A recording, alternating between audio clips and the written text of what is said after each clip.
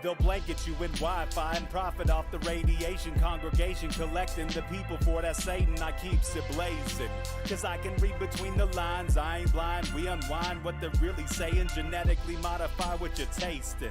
Loan you that cottage promise, so now you live up in your mom's basement. Redesign time so your mind is always wasted. Programmed to crave the basics. Keep the beta in stasis. Pay the state, kid. You're in debt for being born. Messengers are more than just the price for being warned. Don't be alarmed, disconnect from their machinations. Stop subscribing to the folly of own nations. Bone breaking ain't the answer, cause they seek the ownership of souls. Spread the seeds and watch them grow. Break the chains of control. Break the chains of control.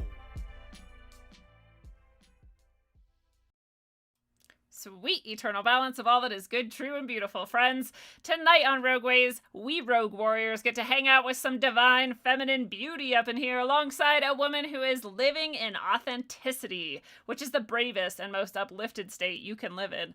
She is transforming herself alongside her husband, with whom she does a podcast documenting their exit from the matrix of delusion and uplifts the possibility for all of us to do the same in the process. She's a way shower, a heart-centered pathmaker, and a beautiful soul on the journey. Legs of False Reality Check podcast. Welcome to Rogueways. How are you doing tonight? Oh, fantastic, Lindsay. That was such a great intro. I feel like I've made it. You've arrived. I have arrived. I got a Rogueways intro. Oh. I can pass away happy now. I love that. Thank you. Well, before we jump into the fun, I'm going to say what's up to everyone in the chat on Rockfin and elsewhere. I am currently able to stream on YouTube, which is nice, but Facebook, however, just banned me today for saying and threatening that I would kill someone with a Care Bear stare, which was very clearly a joke, but that's a bannable offense now, so who knows if I'll be streaming to Facebook anytime in the future. But I also want to remind everyone that the One Day of Brightness event is this coming Sunday.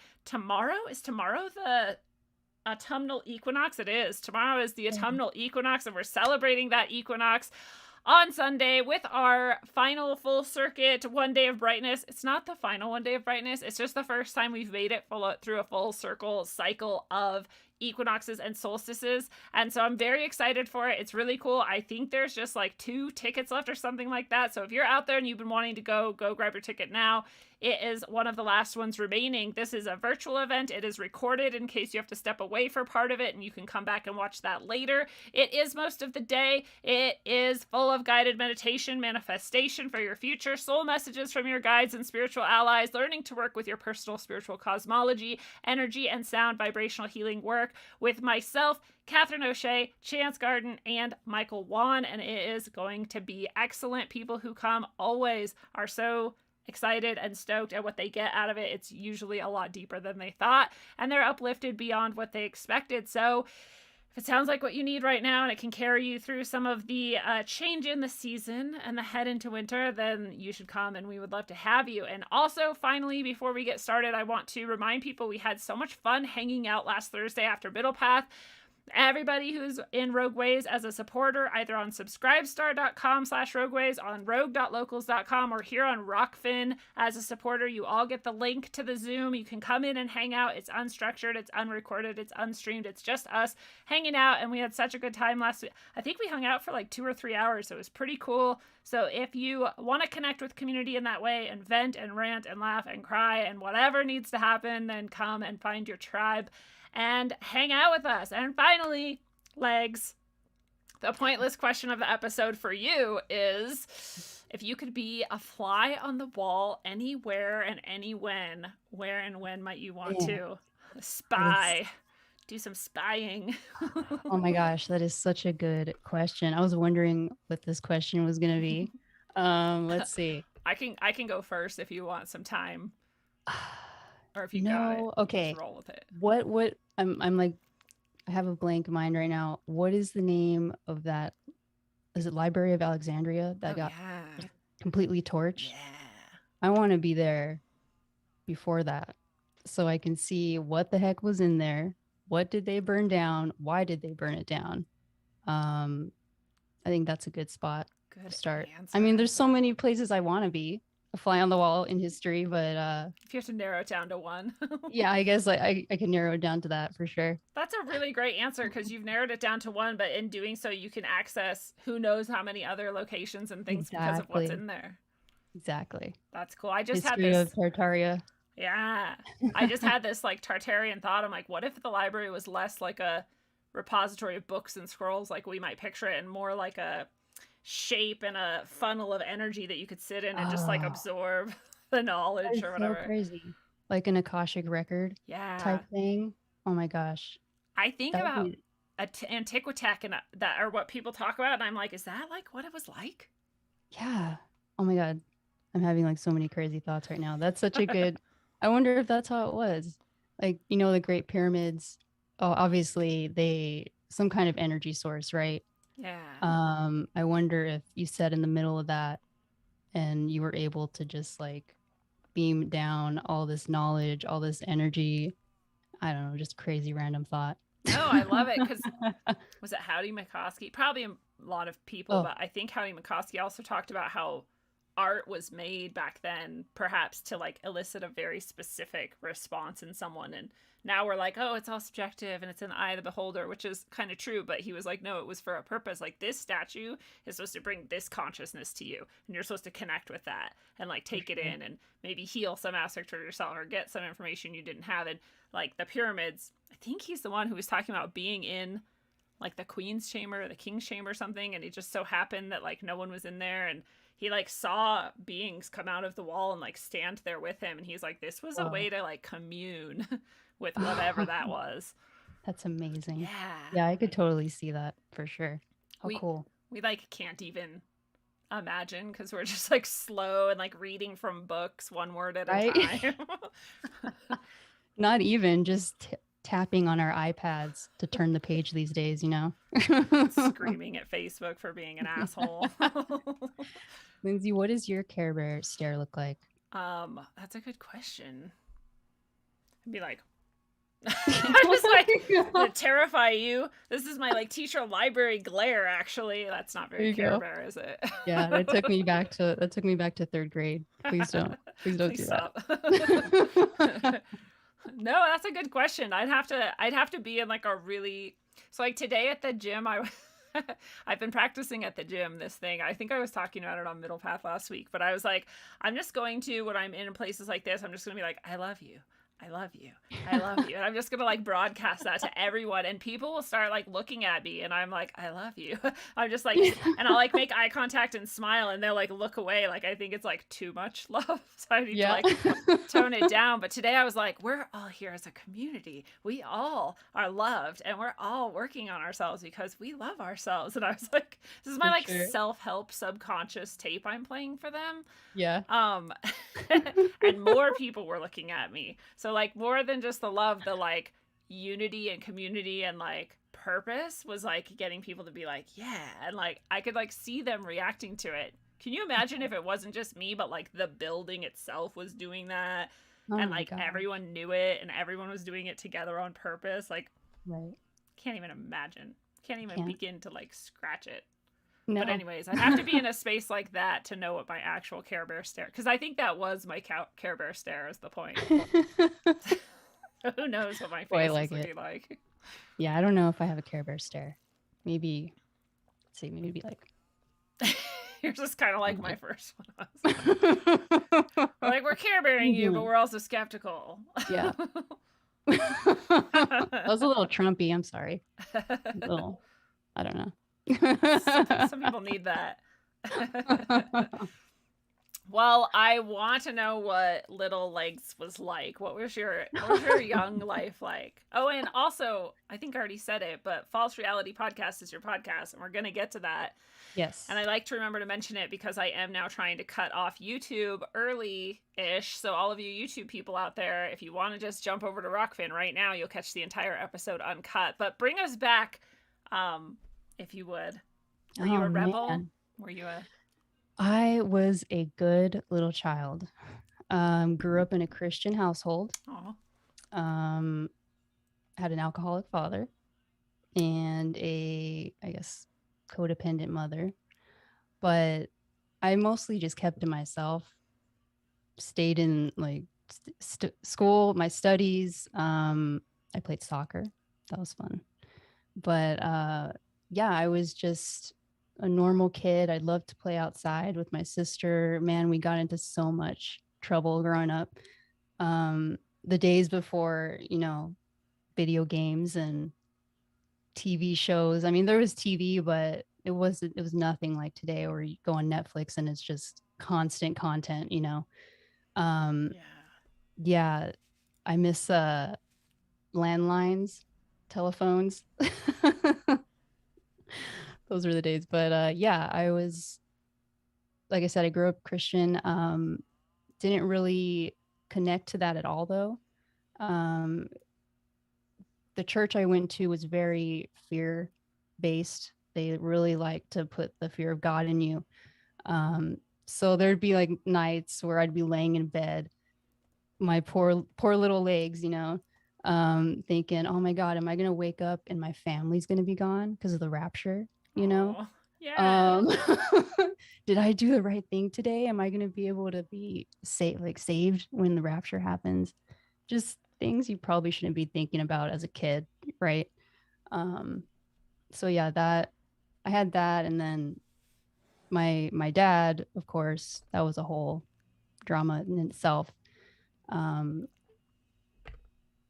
yeah, I don't know if I'll touch on that. Maybe a little bit as we get into it, but yeah. So Christianity, I was good in school. Oh my God, I was like the best statist child, indoctrinated child you could ever imagine. I had to get A's. Uh, if I got a B, that was cool, but it wasn't an A. I was pretty good at I was good at school, but I never really thought about what I wanted. I was mostly just like go to school, do good, go to college, get a job, get in debt. The same pattern that we all follow. Um but yeah, religion didn't really last in my life when I got into high school. It kind of fell off with my family, so I was like, okay, I don't have to go anymore. Um and that kind of led into me turning into an atheist a little bit. I feel like we all have this same pattern where we have some form of religion growing up, don't can't really connect to that, and then we become atheists, think, oh, there's no God. um, and then some people find help through counseling, some people take mushrooms or do some kind of psychedelic I trip. love that those are equal. Yeah, You I get mean, counseling or you do mushrooms. This is yeah, I yeah. mean, why not? For me, mushrooms, my first mushroom trip, I think wasn't too long ago. It was maybe 3 or 4 years ago. Wow. Yeah, so I'm coming into myself I love that. pretty. Yeah, it's a recent thing. So I did mushrooms with my husband, and a friend, and I can't describe the feeling. I mean, this just intense feeling of love Mm. just came over me. I finally felt this connection to God or source, ether, whatever you want to call it. Um, I was able to see things in this reality that we don't normally see. And it makes you think, are those things are always there? And we just tap into them through meditation or psychedelics or whatever. Um, so yeah, that whole experience was very eye opening. Um, it brought home the realization that this false reality that we're in, it creates just this intense fear, constant fear. It's like fear is the huge motivator. I mean, look what happened the events last year. Just scare people, and it will prevent you from discovering your true self because you're always thinking about other things. Um, See, I was able to take mushrooms, come to these realizations, and I did do it with intention. When I first did it, it wasn't like, oh, this is going to be fun, let's go out and party. it was like a set and setting type thing where I took it pretty seriously. I wanted them to show me something. I didn't know what was going to happen, but it showed me what I needed to see that day. That's for sure. So yeah, I did it with a good intention going into it, and coming out of it, it definitely made me realize intention is everything in our lives. And I was living a life without it. Previously, I was living a life without intention, without being authentic. I was very indoctrinated into statism, but I always had that feeling that there was something more. Even before I took mushrooms, I always felt like, oh, there has to be more to this life, you know. There can't just be it can't just be about getting up, sitting in an hour through traffic, going to work, coming home, maybe having like an hour or two with your husband and your dog, and then going to sleep.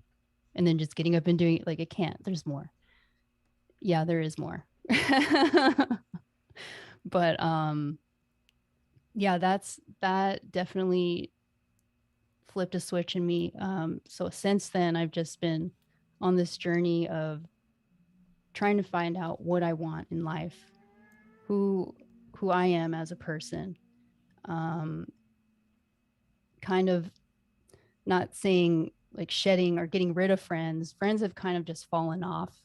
I'm sure, as you know, it's kind of a lonely journey coming into these realizations that this whole matrix is fake, pretty much. This whole life that we've been told that we have to live is fake. And you can actually manipulate it, manipulate your reality, and make the life you want. Yeah, that's the gist. That's a beautiful gist. Yeah. I love it. It's like perfectly encapsulated. I wanted to say about the fear and control, you know, especially in religion. It's like the biggest mistake religion makes, because I was in a church that was almost exactly the opposite. And every time I tell people this, they're like, was it Lutheran? I'm like, yeah. So I guess Lutherans have this down maybe. But they were just open and happy. Everyone was happy. There was no like doom and gloom, fear, or like nothing. It was just like, you be you, and then God loves you how you are. And I was like, I love this place. Like it was awesome. It was cool. It's very different. But I when I had an experience later on, and I became kind of a different style of Christian for a moment. And during that time, I encountered the idea of the rapture for the first time ever in this fictional book that people might know of, because it's really kind of popular. Left Behind. Yes, it was Left Behind series. Okay. I was like, whoa, this shit is crazy, dude. And and I was watching TV one day at my friend's house, and I had, again, just come into this weird, deep, new kind of fundamentalist Christian mindset for a moment, which was its own journey. And I just encountered that idea, and I was watching TV, and I didn't know what channel it was. It just happened to be on, and I happened to be in the room for a moment, and it was like, we're reporting worldwide disappearances, and no one knows what happens, and it looks like happened, and it looks like da-da-da, and maybe it's aliens, and maybe it's whatever, and I was like, it's the fucking rapture. I was like, shit, oh God, I was like, I got left behind. I was like freaking out, and I like called these really Christian people I knew, and I was like, you guys, the rapture happened, and I got left behind. They're like, Lindsay, you're talking to us. And I was like, yeah. And they're like, we would be gone if the rapture happened. We're Christians. I was like, oh. And they're like, you'd be gone too. I was like, oh. And they're like, yeah, that didn't happen. And then it went to commercial right then. I was like, it's a TV show. Sorry. Oh my God. Bye. Thanks. So the fear is not healthy. Like, disconnects you from reality and makes you think that the rapture could have happened because you're watching a TV show. Also, I was young and stupid, but anyway. No, yeah, that Left Behind series was big when I was growing up, and at my church so it was a big church, and they had like the main hall, and they had where the kids could go, and then they also had like a bookstore. So we'd go in the bookstore after church because my mom would want a coffee or something. And as soon as you walk in, just giant displays of Left Behind, you know? And so I had to pick it up as a kid, and I read the book, and that just like freaked me out even more. So it's a good story though. It was fun. It was fun. I stopped at some point because I was like, I don't even believe in this anymore. But anyway. But well, before, I don't know, maybe we can talk about how did you start to see through things? Like, how did you come to the point of wanting to take mushrooms, for example, even, or, did, Oh, like, how was it just that you just decided and then the mushrooms happened and then that started to alert you to all the other things that were sort of wrong? Or, like, how did you start to see through? let's see. So a friend of ours, he was pretty, I guess, fluent in psychedelics. He was pretty good um in acquiring them, and he always would tell us, "Hey, you guys, you got to try this. You got to give it a shot." And so prior, I did reading into mushrooms, not really psychedelics, but ones that have a great healing properties, like lion's mane. That's good for your nervous system and your memory. There's also chaga and turkey tail. Like various mushrooms have different properties that can help you in your health. So reading about that, I was like, okay, that's pretty cool. I wonder what psychedelics can do. Read a little bit about that and how they could kind of rewire your brain. Paul Stamets, I listened to him on a few podcasts, and his story is crazy. How he had a stuttering problem initially, and he took mushrooms, had this crazy trip as a kid, this crazy experience. Lightning struck a tree he was in. It was, yeah. That's who it was. I was just telling this story and I was like, I can't remember Okay. who it is. It's Paul Stamets. Thank Paul you. Stamets. Yeah. Yeah. Yeah. So, yeah, if you ever have a chance to hear his story, I think he tells it like on Joe Rogan, one of the podcasts, mini podcasts he's on. Maybe I'll Um, suggest Mysterious Universe just because I love them more. Go yes. find that Yes. one. Yes. That's better. Um, yeah. So his story, and he lost completely, just he lost his stutter, and So he cool. became a new person. So I'm like, that's interesting. I wonder what these things can do. So going into it with that in mind, we finally just decided, let's do it. And it was weird because I was coming off of a sickness. It was like it was sometime before Christmas that we did it. And everyone gets sick around that time. I think that was the last time I was sick, because I haven't Wow. been sick in like 2 or 3 years, knock on wood. Nice job. I tried to take care of myself Yeah. after that. Um, so yeah, that was the last time I was sick. And when I felt it coming on, I didn't know if it was like me wanting to throw up, me being sick. Um, that feeling, that first trip is just, nothing compares. I think nothing Yeah. compares. I think you might be right. It's really interesting. We're just talking about these healing effects of these mushrooms of all different kinds, whether it's psychological or emotional or, with your nervous system and other health effects. And Illuminati in the chat said the craziest thing back in 2010, I took mushrooms with my brother and two other psychonaut friends of mine, and my then wife, who is bipolar and was heavily medicated, ate nearly an eighth, which is a lot. Yeah, That's a that lot of is a mushrooms, lot. no matter Yeah. what kind. And they had zero effect on her. Wow. Wow. So, like, does this medication do a lot more than just disconnect you from your emotions and, you know, yikes. Yeah. That's That is, actually the most damning evidence of those medications I've ever heard. that is wild. That's crazy. Yeah, mushrooms are pretty incredible, and the way that their system underground, how they're just this giant nervous, you could call it like a nervous system. It looks like a nervous system, just underground connection, all of them. Some trees do that too. Their root systems will connect, but it's so fascinating. Mycelium is just, it's a cool topic. I love it. Yeah. Well, this is why it was Paul Stamets, actually. He was talking, I'm 97 for sure it was Paul Stamets. He was talking to, and maybe it was Rogan, but he said he won't eat portobellas, and he said this Yes. right after saying, wasn't it right after he described how maybe some of these spores came here from asteroids or from afar and are exo. Yes. Yeah, He would not say why portobellas? not eat them. And they're one of the but most plentifully available in stores, which just makes me wonder, like, what is he talking about? that is so trippy. I forgot about that. But if you Yeah, get I won't. like, go ahead. I won't touch them, but Because of that? yeah, because I heard him say that, and then I thought, I don't know. I'm weird. No, Just I didn't touch them for sometimes, years for the same reason. I was like, I don't know what's going on, but I may as well yeah, not. May as well get the other kind or whatever. But then at some point, I was like, I don't know. I'll just eat them and see what happens. yeah. Yeah, I I just mean, you're fine. yeah, I'm fine. But I don't know because if these things are like mushrooms are just crazy. They're their whole own category of being. And like you were describing, like they have this network, they communicate, they have all these different properties that they can take you on these trips and expand your mind and heal you psychologically is insane. And so if I mean, are you partaking in this consciousness when you eat them? Is it its own consciousness? And that's why you Mm, kind of get high as you're like coming into that consciousness and getting to experience things from that point of view. And if that's true, then is Portobello a certain consciousness that you like maybe don't want to share consciousness with for some reason? Or I don't know, man. that's so interesting. It is. Yeah. So Portobello comes from another planet. Interesting.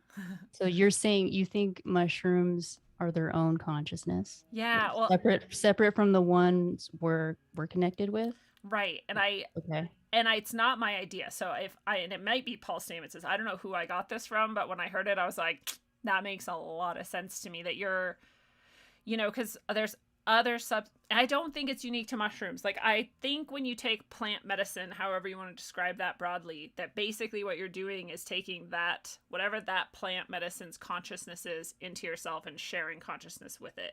And that's why Mm, it's able to get you high or take you to this other perspective or however you want to look at what's happening for sure. when you're taking those things. And so marijuana has its own consciousness that it's sharing with you, and that's why people all sort of seem to have this point of view when they're using it a lot, right? Or same Yeah. with mushrooms, or same with salvia, Mm, or any of these things. And then maybe chemicals are the same, but yeah. at least plants, I could get behind that idea.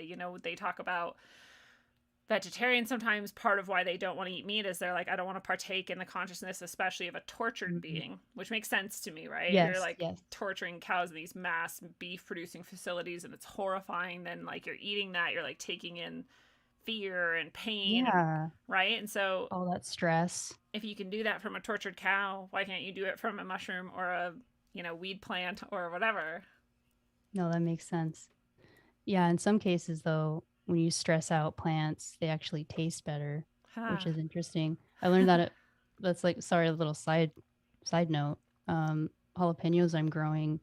I learned that if you like stop watering them for a little bit, kind of neglect them, not to where they're gonna die, but just neglect them, they're gonna be super hot. Like Mm. the peppers will be more spicy. Wow. So I'm trying that experiment right now. I'm growing jalapenos and I don't know why because I don't even really like them. Oh, I was like, I'm just gonna grow anything that anybody has. You have those seeds, cool. I'll grow that. Like that's hilarious. now, and it's the most successful plant I'm growing this year. So we have like just tons of jalapenos. I'm like, I don't even Awesome. know what I would do with all of these.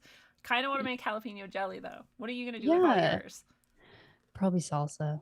Just Throw it in tons and some tons of salsa salsa. 'cause I got some tomatoes going. Um, I had onions, but they didn't make it. So Oh, yeah, I only have and the cilantro didn't make it either. It just bolted. It got so hot at one point. It just yeah. yeah. I don't know where you're at, but that happened here too. It was so. Are you guys hearing an echo? Let me know. One person says so, but I didn't think that there was an echo, so tell me if there is. Um, this year it got really hot and everything bolted and a bunch of things didn't make it and just a lot of stuff was just off this year, I think, because of that. Last year we had an early freeze and every year is its own journey so far in Yeah, growing things. exactly. What else are you growing? I had some sunflowers. I had to take those down recently just to collect the seeds, and you know how sunflowers get. Yeah. They turn nasty Yeah. after a while. So I had those going. I have some basil that's like crazy right now. Awesome. Um, I think that's all I'm growing right now. Our backyard's pretty small, so I'm limited with space on what I can actually grow. But yeah, we're here in Southern California. Okay. So weather's Super hot. good. Yeah, weather's good. But when it gets hot, it gets hot. No echo on some people's end, so that's good to hear. Um, Good. Oh yeah, I don't know why like basil and cilantro have never worked for me. Like I'm just not good with herbs. I don't understand what they need or something. And then not yesterday, this last week we had our cherry tree and our plum tree and all of our tomato plants, of which there's like 14, just ravaged by deer. Oh, Which I felt so betrayed by because I was like, oh, nobody comes and eats our stuff. There's no rabbits and there's no deer, and we're so lucky, and we don't have to put up all these like things or whatever. And then right at the end of the season, like they came through and just ate everything, nearly killed my trees. And I was like, man, I've never hated deer before. Now I'm kind of mad at you. I have to like heal this deer wound now. And I wrapped my tree up or whatever. And then yesterday I was sitting in my chair. I was looking out the window and I realized there was a huge buck. And I was like, oh my God, this buck is like right there out the window. And I was like, come look. And I started to film and there was 3 huge bucks. And I was amazing. like, it was amazing. And one of them was like, I think 6 points, maybe like a Oh, huge wow. just rack and really cool. And I thought bucks didn't really hang out together. So it was kind of weird. Yeah. But I was also like, I love you guys and you're majestic and you're awesome. And also fuck you for killing my garden. Yeah. I know you don't mean Oh, any it's harm so and you're good. just eating, but I kind of hate you right now. Yeah. Just don't look at me right now. Yeah, Just walk away. but also let me get pictures because you're super Yeah. cool. um, Oh, I love catching a deer. Like where I'm at, we're pretty much surrounded by city, but we have a few little hiking spots that we can go to pretty close by. And every time I go to this one spot with my dog and it's just us together, I always see a doe. cool. Like always see a doe, and I'm always like expecting it, and then I see it and I'm like, oh hey, how are you today, just talking to it, and she'll stop and stare for a little bit and then just majestically walk away. But That's I love rad. seeing, yeah, when you're surrounded by city and you actually see some deer, some large mammals, it's really cool. They're still around. Thank goodness. Well, and you were talking the other day about how your yard, that you're like creating this garden and everything, and you've created like the hummingbird highway and Yes, invited I these have. birds back in, which is so cool. Yeah, I had to do it. I felt like with my job is interesting because I'm a biological consultant. So here in California, we have good old CEQA, which is California Environmental Quality Act. And in order to do any kind of construction, whether it be a building, house, whatever, you have to go through the EIR process, which is environmental document. So I'm a part of that process in terms of writing the bio reports for it. So I help the development, basically, at the same time trying not to take out certain species. And I'm like constantly playing this game with karma, and I hate taking out land that is just pristine, like looking at it and being, oh, there's going to be a giant warehouse one day and I'm helping it, I hate it. So Yeah. I was like, I'm going to try and help the situation and turn my backyard into the best urban wildlife area that I can make.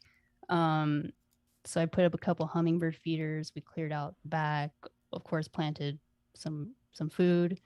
I also put in like a few like fuchsias and sages that the hummingbirds will like. So yeah, that one came and then another one came, and now there's like 20 that come in and out all day, just like fighting and going crazy. It's awesome. I love it. That is I really love cool. the connection to nature. Yeah. It's hard to have a job that you are not feeling good about in your soul, and that this is every day, all day, then you're like confronting that. And the more authentically you're living, which is your whole thing that you're doing and stepping into more and more, the more you're like confronted by that, where you're like, these two things like do not merge together. And Exactly. I'd love to hear what your hopes are for that, but I also want to talk more freely about Nazi-fornia, where you live.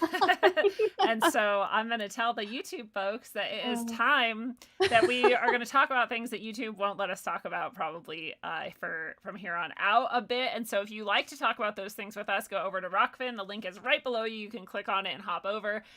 Lots of people are already there having a fantastic conversation. This discussion has spurred a lot of discussion in the chat, which I love Oh, to that's see. so awesome. Yeah. Yes. So go Awesome. join the people there, and we love you. Otherwise, it's not your fault. It's YouTube's fault, but come join us, and then it won't matter. So goodbye, YouTube. We love you. All right. Oh, one more time for the people on YouTube. Tell them about your show and where to find it. So I co-host False Reality Check with my husband. Check out our website, falserealitycheck.com. We have all our episodes on there. You can also stream on Spotify, Apple Podcasts, all the usual platforms. We just got on Rockfin, so you can find our episodes there too. I think we're just going to be posting video exclusively to Rockfin, because YouTube is whack, like you said. Yeah, more to come on that. So subscribe to us on Rockfin. Yeah, rockfin.com/false reality check, I'm guessing. Yes, thank you. I got to get used to saying that. Yeah. All right, bye-bye, YouTube. See you on Rockfin.